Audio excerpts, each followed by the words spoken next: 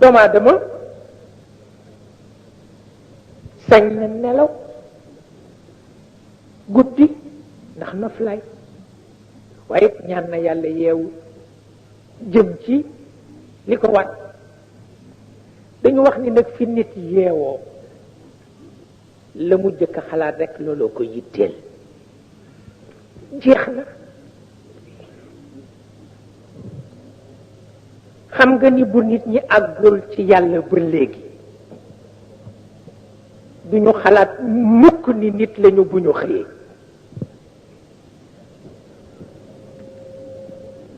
waaw xam nga fonctionnaire bi xëy lu muy jëkk a xalaat bureau ba otoom essence ba ca jëm chauffeur am bëggul gouverneur jëppi ko bu naajee jaaxle boobu conscience a nekk ci moom moo tax du àgg ci yàlla xam nga sëriñ bi bu xëyee lu muy jëkk a xalaat ah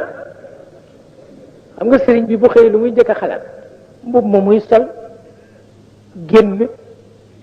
recevoir taalibe bi bu ca àddiya amee baax na waaye du xalaat ni nit la te am na lu war ci nit borom bitig bi bu xëyee la muy jëkk a wax jabaram jox ma gaaw café gi dama bëgg a teel tijj ndax ma am ay client xalaat na ni commerçant la waaye xalaatul ni nit la ñi tardé ñëpp foofu la ñu tardé parce que loo amul conscience am yàlla du la ca fekk te ku ne di nga am conscience ci sa métier waaye doo am conscience ci ni nit nga waaw nit nga ah te nit a ëpp doole fonctionnaire nit a ëpp doole sëriñ nit a ëpp doole commerçant ni nit nga moom ngay jëkk a xalaat waaw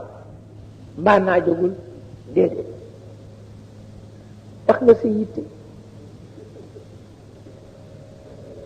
waaw oto bi nag te muy bëccëg bi yàlla moom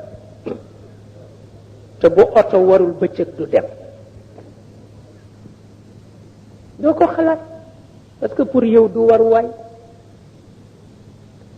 pour yow bëccëg bi du waruwaay te bëccëg bi waruwaay la waaw